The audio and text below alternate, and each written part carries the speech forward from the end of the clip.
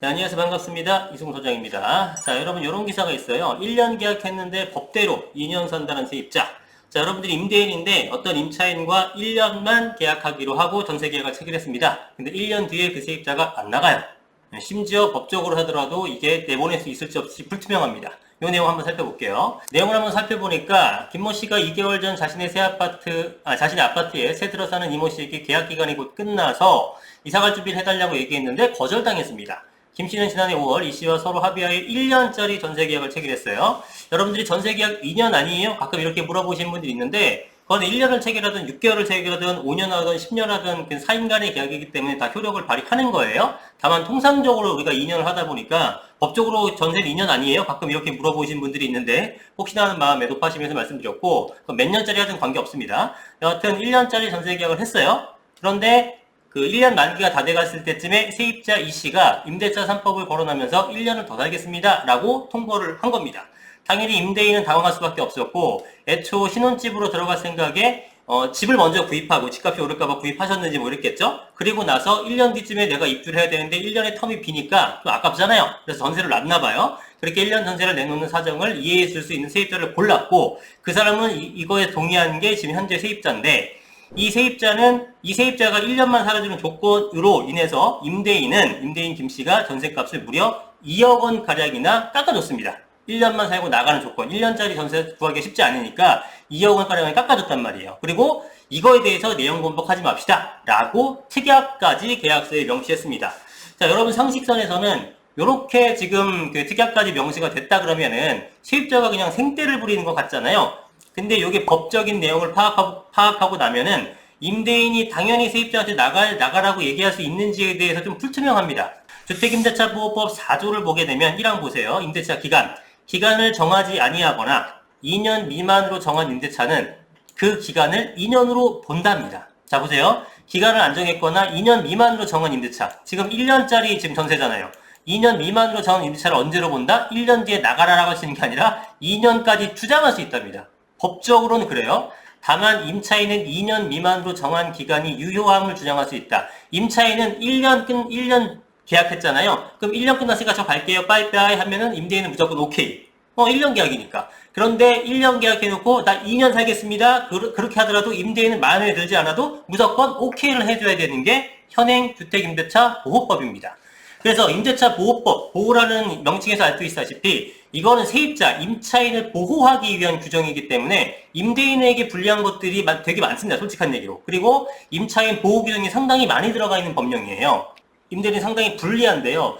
그는 이 씨가 집을 비워주지 않으면 우리는 불필요한 이사를 2번이나 해야 한다. 똑같은 서민인데 집주인한 이로 이렇게 일방적으로 피해를 당해도 되는 건지 묻고 싶다. 이렇게 임대인 측에서는 답답함을 호소할 수밖에 없겠죠. 자, 그런데 정작 김씨처럼 법적 효력이 따르는 특약을 맺을 경우에는 어떻게 해야 한다는 기준이 없다. 아까 특약을 맺었잖아요. 1년만 살아주는 조건으로 인해서 대신 2억을 깎아줬고 그러나 그때에 가서 딴소리 하지 마. 이런 특약을 맺었습니다. 자, 그런데 지금 변호사께서 얘기하시는 건 뭐냐면 법조항만 놓고 보면 기본적으로 세입자가 유리하지만 집주인이 전세값을 깎아준 점들을 고려하면 법원이 다른 판단을 낼 여지도 있다. 이런 얘기를 했어요. 자, 주택임대차 보호법에는 강행규정이라는 게 있습니다. 강행규정. 민법 배워보신 분들은 잘 익숙한 용어일 텐데 강행규정, 임의규정 이런 것들이 있는데 임대차 보호법상은 임차인에게 불리한 내용에 대해서는 강행규정으로서 그 효력이 없다라고 되어 있습니다.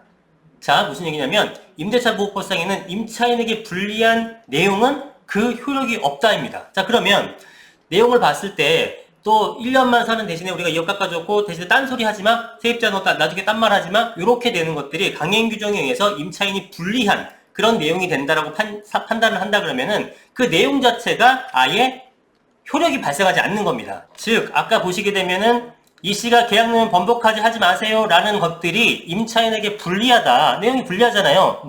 번복하지마, 번복하면 안 돼. 이런 식의 불리한 내용이 강행규정으로서 이 내용 자체가 아예 무효가 될 수 있다는 겁니다. 그러니까 이 사람은 2년을 살 수 있게 되는 거죠. 그래서 만약에 그런 식으로 지금 강행규정을 적용하게 된다 그러면은 임차인이 2년 주장하는 것에 대해서 막을 방법이 없어요. 아까 법 보셨지만 법 자체는 2년 미만으로 정한 것을 2년으로 해도 된다고 얘기를 하니까. 다만 지금 집주인이 전세값을 깎아준 점 등을 고려하게 되면은 법원이 다른 판단을 낼 여지도 있다. 그러니까 이제 판사가 누구냐에 따라 좀 틀리겠지만 어떤 법조항이라든가 이런 그 문구 그대로, 워딩 그대로 해석하시는 판사님 같은 경우에는, 야, 이거는 임차인한테 불리한 강행 규정이니까 무효, 이렇게 판시할 수도 있는 거고, 다만 아무리 그렇다고 하더라도 지금 집주인이 전세가까지 깎아줬고, 집주인은 1년 뒤에 들어가야 되니까 이런 어떤 조건으로 찾은 건데, 여기서 또다시 임차인의 편을 들어주게 되면은 굉장히 사회적 혼란이 일어날 수 있고, 임대인에게 너무나 불합리한 어떤 결과를 초래할 수 있지 않느냐라고 생각하시는 판사님 같은 경우는 그래도 이건 좀 심하다, 이거는 임차인이 잘못했다, 이렇게 판시할 수도 있는 거고, 사실은 이런 거에 대해서 약간 케이스 바이 케이스가 되는 겁니다. 그래서 실제로도 최근 법원이 이러한 것들에 대해서 여러 가지 유권 해석을 내놓으면서 법원 판단마저 엇갈리는 경우가 벌어지고 있기 때문에 뭐 확신할 수 없다라는 겁니다. 그래서 실제 실례인데 저희 직원분 중에 한 분도 집을 미리 샀어요. 집을 미리 사고 한 10개월인가 1년 정도 집에 들어가셔야 되는 건데, 결혼 날짜가 잡혀가지고 신호로 들어가셔야 되는데 세를 못 놨습니다. 왜냐하면 이와 같은 일이 벌어질까봐. 딱 이 얘기예요, 지금. 딱 이 얘기가 벌어진 겁니다. 그래서 또 맞다, 그렇게 또 놓게 되면은 솔직히 처음에 들어온 사람은 예, 그렇게 하겠습니까 하다가 나중에 말이 바뀔 이거 어떻게 합니까? 그리고 말이 바뀐다고 하더라도 법의 보호를 받기 때문에 어떻게 답이 없어요. 그러면 신혼집을, 내 집을 놔두고 다른 집을 세를 들어가야 되는 불합리함이 생기기 때문에 세를 안 넣고 10개월간 거의 1년 가까이 공실로 비워두셨다가 들어가셨거든요. 근데 똑같은 현상이 생기는 거죠. 그래서 이런 건 좀 문제가 있다고 보여집니다. 그래서 이런 어떤 임대차 보호법상으로도 그렇고, 그 다음에 임대차 3법으로 인해서도 사실은 임대인이 좀 불리한 부분이 많아서 폐지에 가까운 어떤 수정 이런 것들을 얘기를 하고 있는데 아직 구체화되진 않았죠. 실제로 이 임대차 3법이 이후에 관련된 소송이 엄청나게 증가를 했죠. 49건이 154건, 307건은 거의 배 이상 올라가는 거고, 가로와 있는 손해배상 건수도 거의 2배 이상 상승하고 있고, 이것도 계속 상승 중에 있다라는 겁니다. 그래서 이런 임대인과 임차인 간의 어떤 분쟁이 상당히 많아지는 거고요. 그리고 이렇게 어떤 그 손배소라든가 이런 소송이 아니더라도 그 분쟁조정위원회에서 상정된 것만 해도 그 전에 비해서 거의 10배 가까이 올랐습니다. 그래서 엄청나게 어떤 사회적 프레임을 만들어버리는 법이 됐기 때문에 이런 것들은 글쎄요, 아직 시행된 지 얼마 안 됐기 때문에 좀 더 지켜보자 하시는 분들도 있겠습니다만, 저는 그다지 좋은 어떤 법안은 아니라고 생각되기 때문에 많은 수정이 좀 필요하지 않을까라는 그런 개인적인 의견은 있습니다.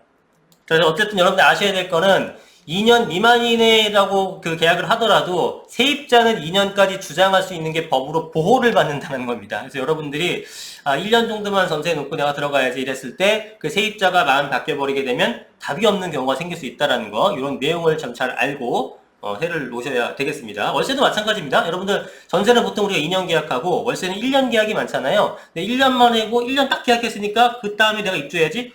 그 월세 세입자가 2년 주장하게 되면 2년이 됩니다. 그냥 돼요, 2년이. 예, 이거는 근데 임대인도 잘 모르시고 들어가는 임차인도 잘 모르시고 또 안다고 하더라도 그렇게 좀 얼굴 철판 깔고 얘기하기가 뭐하기 때문에 그런 사례가 많지는 않으나, 그렇다고 한다면 만약에 1년 계약했지만 2년을 주장한다고 한다면 그거는 임대인 입장에서 당할 수밖에 없는 겁니다. 법이 그렇다는데 어떡합니까? 그죠? 예, 악법도 법이기 때문에 지금 현재 상태로서는 그런 내용이 있다. 그래서 좀 조심하셔야 된다는 걸 좀 알려드리고 싶었습니다. 자, 오늘 내용 여기까지 하겠습니다. 구독과 좋아요 많이 눌러주시고 더 좋은 영상으로 찾아뵙겠습니다. 감사합니다. 이승우 소장이었습니다.